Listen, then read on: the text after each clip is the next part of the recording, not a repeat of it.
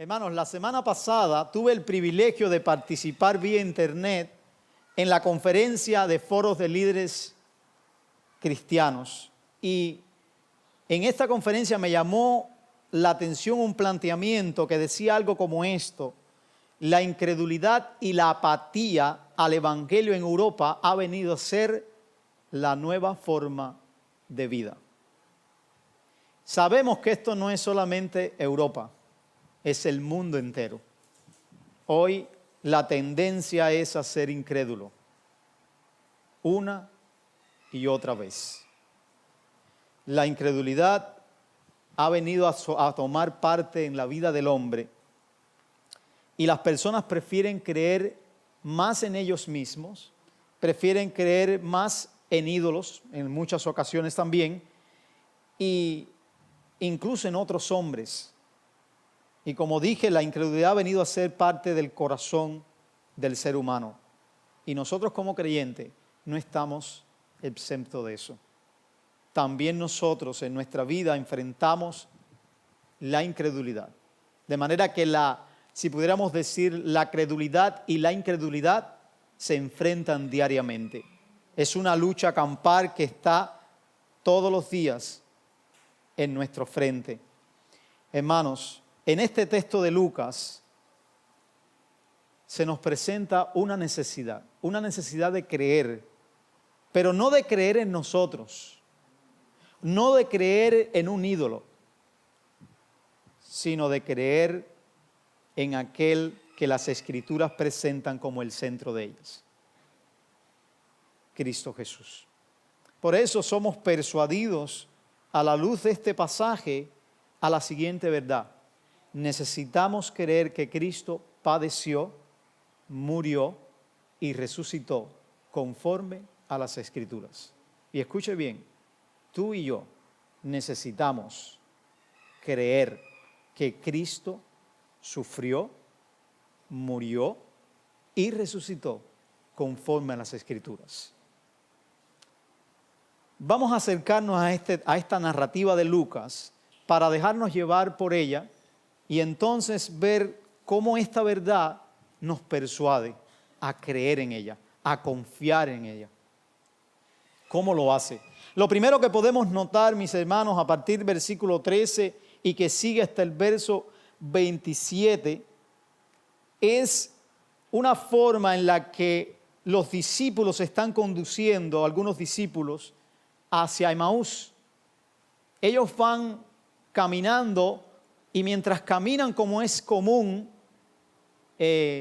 por largos senderos, conversar. Pero lo interesante de Lucas es que nos presenta una conversación no tan, vamos a decirle, alegre, sino más bien una conversación que está mezclada de muchas emociones, específicamente tristeza, congoja, desesperanza. Estos discípulos van caminando y van en momentos del camino conversando acerca de todos aquellos acontecimientos que habían sucedido, pero había tristeza en sus corazones, había desesperanza y por momento había una especie de altercado entre ellos porque querían descubrir de qué iba todo aquello. Y incluso este escenario se torna un poco más expectante para el que lee, porque en el hecho es que Lucas específicamente ha puesto esto en un escenario de la resurrección de Cristo. Los versículos que hablan en este capítulo final de Lucas nos relatan la resurrección del Señor, pero particularmente en cómo unas mujeres fueron en primer lugar a la tumba y encuentran este mensaje de parte de los ángeles diciendo que Él no estaba allí, sino que vive. Pero Lucas quiere que el que lee entienda la reacción de la gran mayoría de los discípulos en una sola palabra: incredulidad. Incredulidad. Y si usted puede notar, fíjese para que vea cómo dice el versículo 11 anterior a nuestro pasaje: mas a ellos le parecía locura las palabras de ellas, y escuche bien, no las creían. No las creían. Y ese es el punto en nuestra vida, porque muchas veces la gente contándonos cosas, diciéndonos grandes verdades, somos dados y estamos siempre propicios a ser incrédulos en nuestra vida, a no confiar, a no creer. Y lo que podemos notar ahora es que en esta narrativa,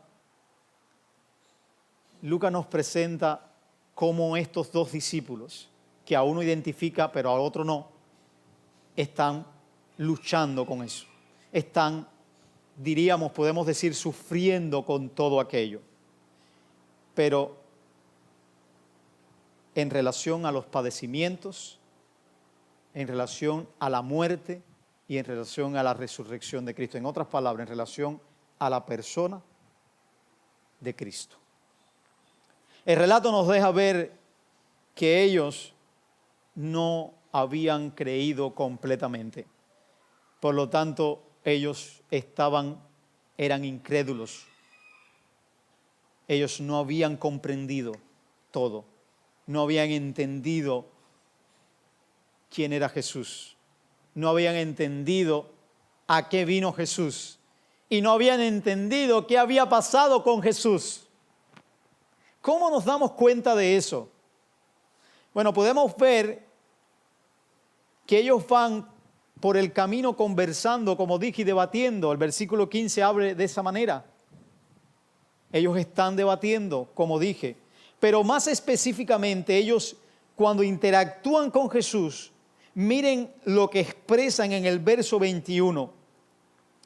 Pero nosotros esperábamos que Él era el que había de redimir a Israel. Y ahora, además de todo esto, hoy ya es el tercer día que esto ha acontecido. Ellos estaban con una expectativa antiguo testamentaria.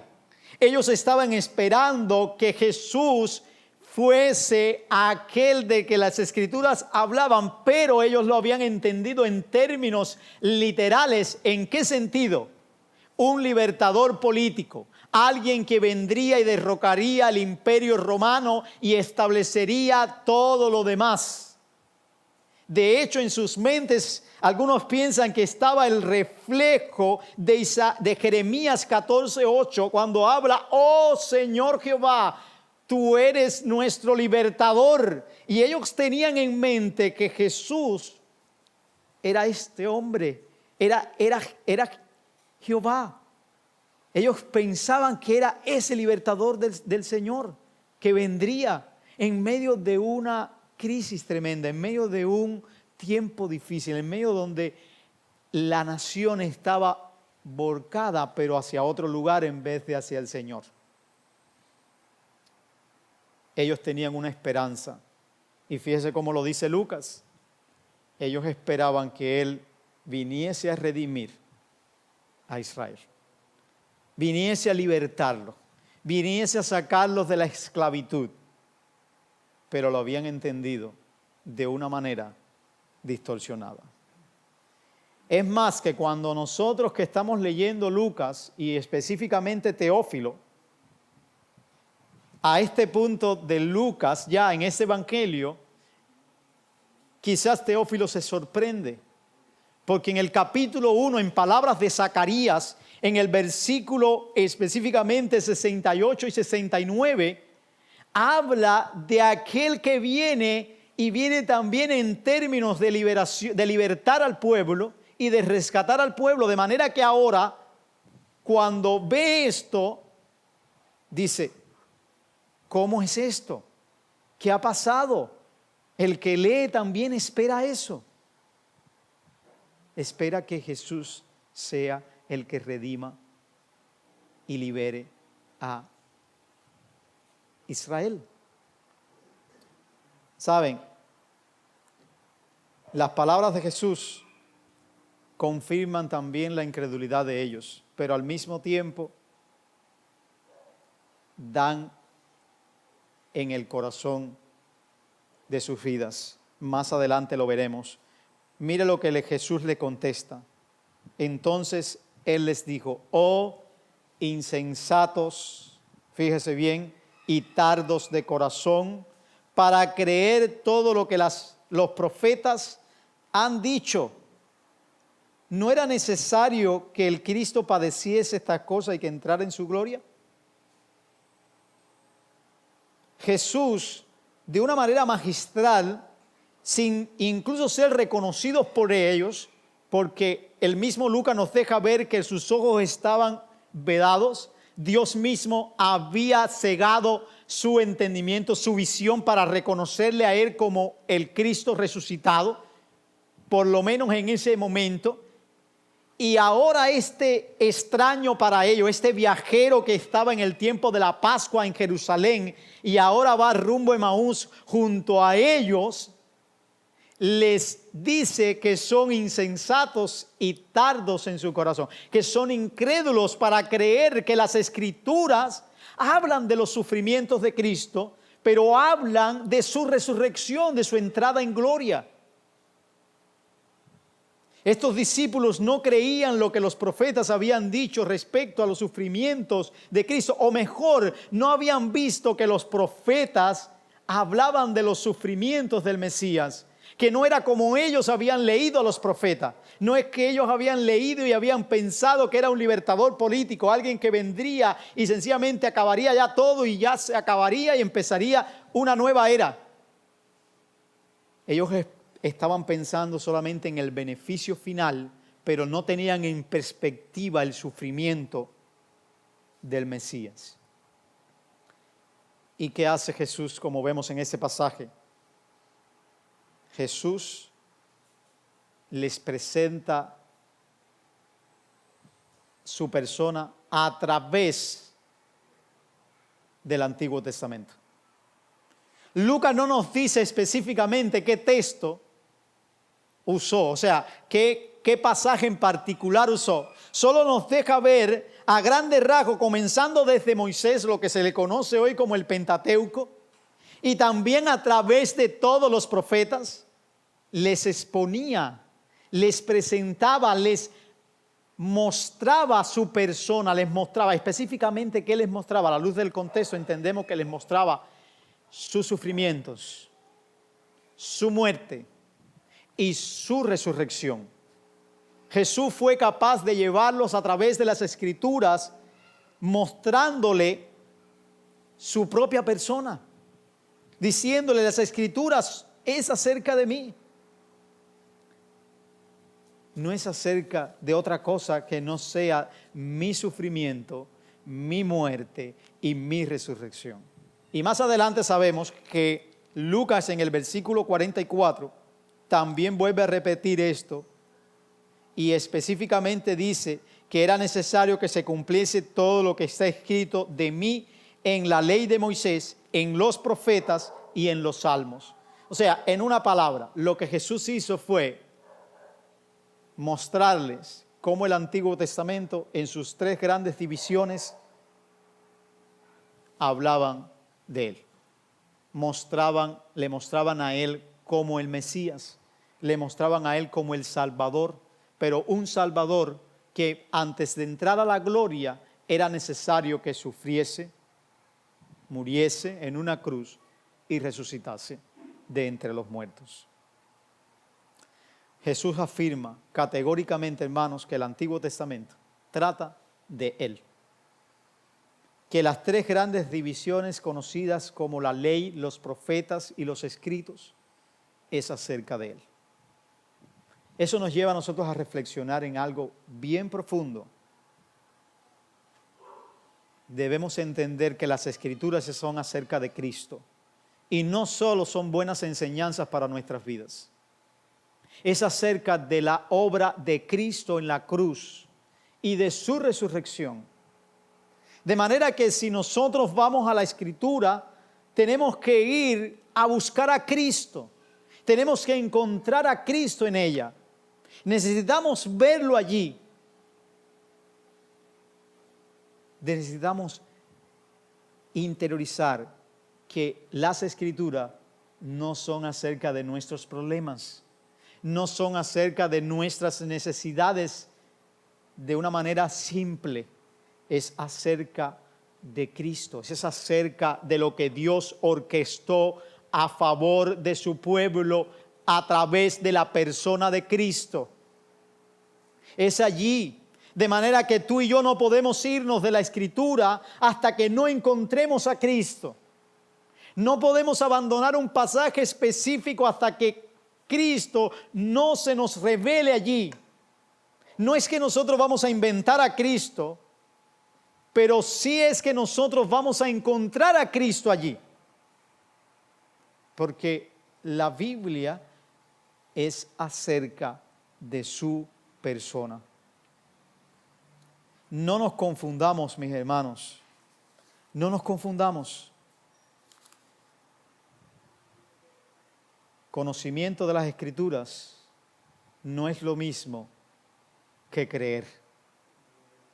Estos discípulos conocían las Escrituras, porque el hecho de decir que ellos esperaban que Él redimiese a Israel y el hecho de afirmar también que fue un profeta poderoso en palabra delante de ellos y también delante de todo el pueblo, ellos conocían las Escrituras, cómo se comportaba un profeta, cómo vivía un profeta, qué hacía un profeta. Ellos entendían esto bien. Pero conocer las Escrituras no es decir que uno cree en Cristo como Salvador, como Mesías. Ellos la leían, pero no podían ver a Jesús. No podían ver a Cristo en ellas, mis hermanos. Vayamos a las Escrituras para ver a Cristo en sus páginas. Jesús nos ha enseñado a leer su palabra buscándole a Él allí. Hermanos, como dije, las Escrituras son acerca de Cristo. Ahora, una pregunta que pudiéramos hacernos en este momento sería, ¿cómo lo hacemos? Bueno, hay muchas maneras de hacerlo, pero lo primero es, pida al Espíritu Santo que te revele a Cristo. Pídale al Espíritu Santo que mientras lees la palabra de Dios, te revele a Cristo en su palabra. Te muestre sus obras, te muestre su persona allí. No te vayas de allí hasta que no hayas encontrado a Cristo. Por ejemplo, si estoy leyendo Génesis capítulo 3, el gran fracaso del hombre en su pecado, en su rebeldía, en su tratar de ser independiente de Dios, y me encuentro con el versículo 15 donde Dios le dice, pondré enemistad entre ti y la mujer, entre su simiente y la simiente suya, esta te herirá en la cabeza y tú le herirás en el calcañar.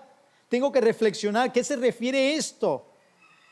¿A dónde está apuntando? Lo entiendo en ese lugar, lo comprendo en ese contexto, pero apunta a algo más. Apunta a alguien que vendría de la simiente de la mujer y que vendría a derrotar a la serpiente, que después también relacionamos en Apocalipsis como el diablo. Y esa persona, esa simiente que vendría, nacida de una mujer también, es Cristo. Pero también cuando estoy leyendo en el Antiguo Testamento acerca de la morada de Dios, acerca de cómo el pueblo crea un tabernáculo, Dios le manda a crear esto. Y entiendo que estaba en el centro del campamento de Israel de una manera tremenda, simbolizando también la presencia de Dios en ellos y también que Él debe ser el centro de toda la vida de Israel. También apunta a algo más. Apunta a una morada de Dios con nosotros. Nos lleva también a reflexionar en el Nuevo Testamento cuando abre el Evangelio de Juan, específicamente en el versículo 14 del primer capítulo, que Cristo, o sea, el Verbo se hizo carne y habitó entre nosotros. Pero también nos ayuda a ver cómo Dios ha hecho morada hoy en esta era de la iglesia a través del Espíritu Santo en nuestra vida. Cómo permanece en nosotros. Pero un día también nos habla de una morada con Dios en la eternidad consumada, donde Dios habitará con nosotros de una vez y para siempre en la eternidad consumada. Hermanos, podemos conocer a Cristo a través de su palabra, y es su palabra la que obra poderosamente en nosotros para revelarnos a Cristo. Y eso es lo que pasa en este movimiento de esta narrativa de Lucas, cómo Cristo mismo, sin ellos saberlo, les presenta la Escritura acerca de su persona, específicamente en cada una de sus grandes divisiones conocidas en ese tiempo, para que vieran y entendieran que las Escrituras daban testimonio constantemente de su persona, de su muerte, de su resurrección. El otro movimiento en la narrativa lo encontramos a partir del versículo 28 hasta el 32. Y siguiendo esto, Lucas se enfoca en hacernos notar la revelación de Jesús a ellos y cómo ellos respondieron. Ahora llegan a ese lugar y sencillamente tienen una cena. ¿Y qué pasa? Podemos notar que Jesús se les revela en la cena al partir el pan. Algo que intencionalmente Lucas nos muestra para también recordar la cena del Señor con los discípulos, donde también le anuncia su muerte, donde también le anuncia su resurrección. Literalmente dice en el versículo 31, mas los ojos de ellos fueron abiertos y les reconocieron. Eso nos hace pensar que al principio sus ojos habían sido vedados y ahora sus ojos han sido abiertos para que les reconocieran, para que conocieran quién es el que estaba caminando con ellos, quién es el que había pasado todos los 11 kilómetros aproximadamente exponiéndole las Escrituras. Fue Dios quien hizo esto. Los ojos de ellos fueron abiertos y, como dice el texto, les reconocieron. Ahora, ¿cuál fue la respuesta de ellos? Afirmar la realidad del obrar de la palabra en sus corazones. Afirmar la realidad del obrar de la palabra de Dios en su corazón. Dijeron literalmente, nuestro corazón no se quemaba en nosotros cuando nos hablaba en el camino, cuando nos exponía las Escrituras. ¿Qué estaba sucediendo? Estaba ocurriendo transformación en sus vidas. Estaba siendo descrita, estaba siendo abierta la palabra para que contemplaran a Jesús, para que vieran a Jesús a través de ella, y mientras contemplaban y veían a Jesús, sus vidas estaban siendo transformadas. Y ahí está el poder de la palabra, que cuando vemos a Cristo, cuando Cristo, Dios mismo nos revela a Cristo a través de ella, por el poder del Espíritu Santo, nuestras vidas son transformadas. La expresión nos exponía las Escrituras, nos da entendimiento de ellas, nos abre nuestra mente para que entendamos de qué trata las Escrituras. Específicamente nos muestra la obra de Cristo, nos presenta a Cristo mismo. Y eso es algo maravilloso para nuestras vidas, porque nosotros somos testigos de Dios transformando nuestra vida. La ha transformado, la transforma y la seguirá transformando. Y nunca va a ser alejada de su palabra, pero más específicamente nunca va a ser alejada de la persona de Cristo revelada en su palabra. De manera que tú y yo, si estamos cambiando hoy y estamos siendo transformados, no es por nuestro intelecto, no es por la habilidad de leer la palabra, no es porque sencillamente somos unos doctores en hermenéutica, exégesis y todos estos términos que se usan mucho para llegar a un punto de entender las Escrituras. Somos transformados porque el Espíritu Santo nos revela a Cristo a través de su palabra. Y nuestros corazones son transformados porque son confrontados por la verdad de las Escrituras en relación a la persona de Cristo. Es así. Estos discípulos lo dicen en esa frase. No ardía nuestro corazón, no se quemaba nuestro corazón, no se transformaba nuestro corazón. Yo no sé si usted recuerda la primera vez que alguien le habló de Cristo, pero la primera vez en la cual también usted empezó a experimentar la transformación del Espíritu Santo en su vida. Usted no sabía qué cosa era aquello, pero lo que sí estoy convencido que usted notó es la manera en la que empezó a sentirse diferente y empezó a sentar su mente diferente y empezó a experimentar algo diferente. Podemos tener muchísimas experiencias de eso, pero todos tienen un punto común: la obra poderosa de Dios a través de la palabra, mientras nos revelaba Cristo en ellas. ¿Ha terminado Dios? No. Va a seguir revelándonos a Cristo a través de su palabra y nuestros corazones van a seguir ardiendo y van a seguir quemándose y van a seguir transformándose. Cuando yo leo esto y medito en eso, mi corazón salta: deseo más de Cristo. Y tú y yo necesitamos más de Cristo, necesitamos que Él se nos revele una y otra y otra y otra vez. Queremos experimentar Emaús todos los días de nuestra vida. Cuando nos levantamos, cuando nos acostamos, anhele eso también. Eso es piadoso, pedir a Dios: Señor, revélame a Cristo, haz que mi corazón arda por Él, haz que sea transformado por tu obrar poderoso a través de tu palabra. Es una petición constante en nuestra vida, mis hermanos. Las Escrituras son tan poderosas que pueden transformar nuestro corazón. Es capaz de hacer que el corazón incrédulo se vuelva crédulo.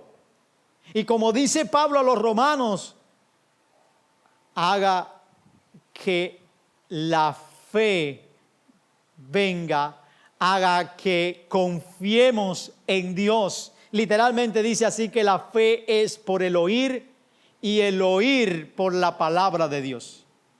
Escuche bien lo poderosa que es la palabra de Dios. La fe viene por el oír, pero el oír es producido por la palabra. Es la palabra la que transforma tu vida y te hace capaz de tener entendimiento, y es mucho más que algo audible. Es un entendimiento de quién es Cristo y de lo que hizo en la cruz, y cómo tú y yo, siendo viles pecadores que merecemos totalmente el castigo por nuestro pecado, hemos sido perdonados por Él. Y eso lo produce la palabra que obra poderosamente. Y ese es el resultado que vemos entonces ahora en el movimiento de esta narrativa al final de los versículos 33 al 35. Los discípulos creen en Cristo. Los discípulos cambian su actitud. La manera tan melancólica en la que iban y tan mezclada de emociones, ahora se torna en un gozo tremendo. Ahora en una satisfacción tremenda, porque ellos han experimentado a Cristo a través de las Escrituras y también de manera real, genuina, mientras caminaba con ellos. Fíjense bien, Lucas nos deja ver que estos discípulos regresan a Jerusalén y encuentran a los 11 allí. Y de ese encuentro resalta el hecho de que el Señor ha resucitado. Esa es la frase que encontramos y que está dominando esta sesión: el Señor ha resucitado. Fíjese bien, allí lo puede notar. Y la conversación de los 11 y a la par de estos dos que regresan, gira en torno a la resurrección. Como dice el verso 34, verdaderamente el Señor resucitó y se le apareció a Simón. Esta afirmación, mis hermanos, nos hace pensar seriamente en la verdad que declara Cristo resucitó. No es un mito, ni es un cuento de hadas. El Señor resucitó. Y el relato continúa y se nos dice que estos dos regresaron y relataron también todo lo que había pasado con Jesús. Contaron lo que le sucedió en el camino y lo que sucedió también en la cena. Y para este momento, mis hermanos, ya hay una serie de testigos oculares que han podido ver a Cristo resucitado. Y sabemos también, más adelante en este pasaje, que se le aparece nuevamente y les encomienda a ser sus testigos en todo el mundo. Y es lo que sucede después en Hechos de los Apóstoles, cómo ellos van y son testigos en Jerusalén, en Samaria, en Judea y hasta lo último de la tierra, conocida en ese entonces. ¿A dónde nos lleva todo esto? Debemos creer que Cristo resucitó. Esto ha sido el talón de Aquiles para muchas personas, porque creen todo lo demás, pero no creen en la resurrección. Es como decir no creen en nada. Porque el mismo apóstol Pablo a la iglesia de los Corintios en el capítulo 15 les habla de lo importante que es para la fe, para la vida, la resurrección del Señor. Si Cristo no resucitó, dice Pablo, vana en nuestra fe y todavía estamos en nuestros pecados. No hemos sido perdonados, no hemos sido rescatados, no hemos sido salvados. Eso es en términos simples. Pero Pablo, como mismo Pablo afirma, Cristo sí resucitó. Conforme a las Escrituras. Y da una serie de elementos que son característicos de los evangelios y también de Lucas, específicamente, que se le apareció a varios testigos. Y él se incluye, y el último fue a mí. Tenemos el testimonio claro de las Escrituras. Alabemos al Señor por venir a este mundo, por padecer, por morir y resucitar para perdonar nuestros pecados y darnos una vida eterna. Confiemos y creamos en las Escrituras. Ellas nos muestran la resurrección de nuestro Señor. Ellas nos hablan de Él como el resucitado, como el Dios que ha conquistado la muerte, pero el Dios que nos ha rescatado de una vez y para siempre. Y hermanos, tenemos que aferrarnos a eso, porque constantemente el mundo hoy está empujando hacia la incredulidad, hacia vivir de otra manera, hacia ridiculizar todo lo que tiene que ver con Dios. Está pasando en Europa. Es la tendencia natural hoy de muchos. No quieren creer, la juventud que está saliendo no quiere creer en nadie más que en ellos mismos. Y rechazan abiertamente el Evangelio, públicamente el Evangelio. No quieren creer que Cristo padeció. No quieren creer que Cristo murió y resucitó al tercer día de los muertos. No quieren arrepentirse de sus pecados y creer en Jesús para salvación. Pero nosotros, hermanos, creemos que Cristo murió y resucitó conforme a las Escrituras. Creemos que cada uno de los libros de la Biblia es acerca de Cristo, que cada uno de ellos nos habla de su persona, que cada uno de ellos nos conduce a aquel que trajo la vida eterna, que cada uno de ellos nos persuade a confiar en Cristo. Y quizás te pregunte, pero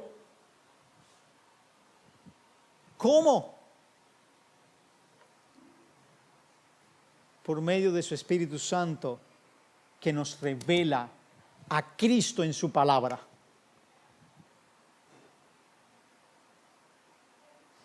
Y vas a pasar, al igual que yo, este proceso que estos discípulos también pasaron.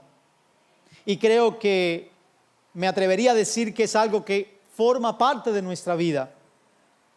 Incredulidad, revelación de Cristo, resultado credulidad en Él. Es algo que es característico en nuestra vida. Constantemente nosotros en nuestra vida manifestamos ser incrédulos a la persona de Cristo. No, pastor, yo creo en Cristo, yo creo que Cristo resucitó, yo creo que Cristo perdonó mis pecados. Sí, es verdad que lo crees, pero también es verdad que no confiamos lo suficientemente en Cristo en nuestra vida. De manera que en nuestra vida muchas veces tenemos la tendencia a irnos a empezar a confiar en otras cosas más que en Cristo. Y eso es una lucha. ¿Qué sucede entonces? A través de la Escritura, el Espíritu Santo revela a Cristo, nos damos cuenta de nuestro pecado, debemos arrepentirnos para confiar en Él. A través de esa revelación entonces confiamos más en Él. Y es así diariamente en nuestra vida. Aún hoy lo estamos pasando una y otra vez. El punto es, hermanos, que necesitamos creer en el Evangelio cada día más. Necesitamos creer que Cristo padeció, murió y resucitó conforme a las Escrituras. Y eso no es de un día, eso es de todos los días. Todos los días, tú y yo, necesitamos creer que Cristo murió y resucitó conforme a las Escrituras. Todos los días, tú y yo, necesitamos creer en el Evangelio. Oremos. Padre, ayúdanos a creer cada día más en tu persona. Ayúdanos, oh Señor, a ver a Cristo a través de tu palabra. Que cuando estemos meditando en tu palabra, llámese en el devocional, llámese en un estudio bíblico personal, llámese en medio de una predicación. Oh Señor, ayúdanos a ver a Cristo a través de tu palabra. Que no abandonemos tu palabra sin ver a Cristo. Porque sabemos que somos transformados por medio de Él, hoy, mañana y siempre. Ayúdanos a confiar en ti. Ayúdanos a confiar en medio de un mundo que constantemente ridiculiza tu persona, ridiculiza tus verdades, echa por tierra todas aquellas cosas que tienen que ver contigo. Y nosotros no estamos ajenos a eso. Ayúdanos diariamente a confiar en tu palabra, a confiar en tu evangelio, a creer que Cristo padeció, murió y resucitó de entre los muertos. A creer firmemente en que hoy tenemos vida en su nombre. En el nombre de Cristo oramos. Amén.